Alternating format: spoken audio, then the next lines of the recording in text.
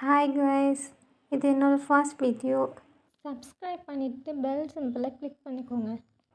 Welcome to my channel insect world. இன்றைக்கி இந்த வீடியோவில் நம்ம பார்க்க போகிற பூச்சி தான் பர்ஃபமட் மோத்.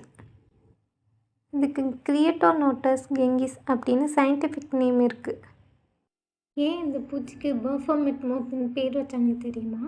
பர்ஃபமட் அப்படிங்கிறது ஒரு மித்திக்கல் கிரியேச்சர்.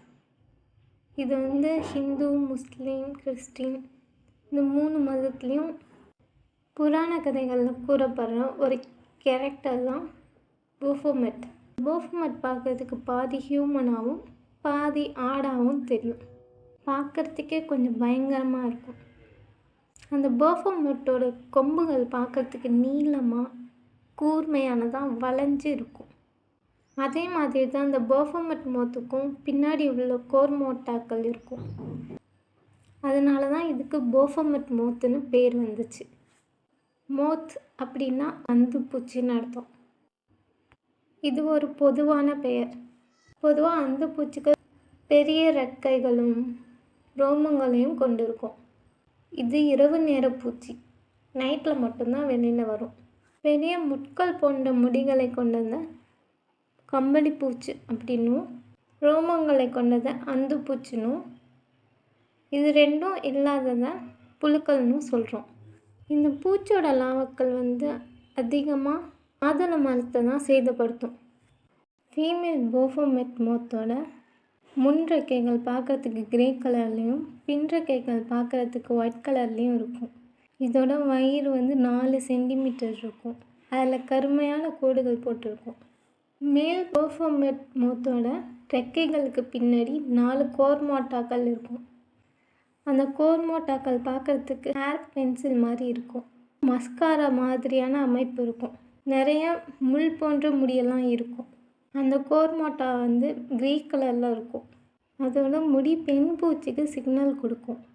கோர்மோட்டாக்களில் அந்த திரவத்தை நிரப்பும்போது அதோட வயிற்று பகுதியை விட நீளமாகும். ஆண் பூச்சி அந்த கெமிக்கலை ஸ்ப்ரெட் பண்ணும்போது அந்த கெமிக்கலோட ஸ்மெல்னால் பெண் பூச்சி கவர்ந்து இழுக்கப்படும். அதனால தான் 2 பூச்சியும் இனப்பெருக்கத்தில் ஈடுபடும். இந்த பூச்சி விடுற முட்டைகள்லாம் பார்க்குறதுக்கு எல்லோ கலரில் ரவுண்டாக இருக்கும். இந்த முட்டைகளை எப்போதும் தாவர இலைகளில் தான் விடும். 40லேருந்து 50 முட்டைகள் வரையும் இடும். இந்த பூச்சி பாலிபைகஸ் டயட்டை ஃபாலோ பண்ணுது. அதாவது மற்ற பூச்சிகளை உண்ணாமல் தாவரங்களையும் peanut, rice, ragi, corn, coffee, sweet potato, கம்பு, குதிரை மசால் இது போன்ற உணவுகளை தான் உட்கொள்ளும். பெரும்பாலும் இந்த விதமான பூச்சிகள் தென்கிழக்கு ஆசியாவிலையும் ஆஸ்திரேலியாவிலையும் இருக்கக்கூடியது. ஆசியாவில் Indonesia, India, Iran, Sri Lanka, China, Japan, Thailand, new Guinea இந்த பகுதிகள்லேயும், வெஸ்ட் ஆஸ்திரேலியாவில் நார்த் கியூலண்ட், சவுத் மெக்கே போன்ற பகுதிகள்லேயும் பார்க்கலாம். இந்த பர்ஃபமட் மோத் அது கம்பளிப்பூச்சியாக இருக்கும்போது எவ்வளோ தாவரத்தை உண்ணுதோ அதை பொறுத்து தான் கோர்மோட்டாக்கள் வளரும். இந்த பூச்சை நீங்கள் பார்த்துருக்கீங்களா பார்க்கலையா அப்படின்னு கமெண்ட் பண்ணிவிடுங்க. இந்த வீடியோ உங்களுக்கு இன்ட்ரெஸ்டிங்காக இருந்துச்சுன்னா லைக் பண்ணிவிடுங்க. தேங்க்யூ ஃபார் வாட்சிங்.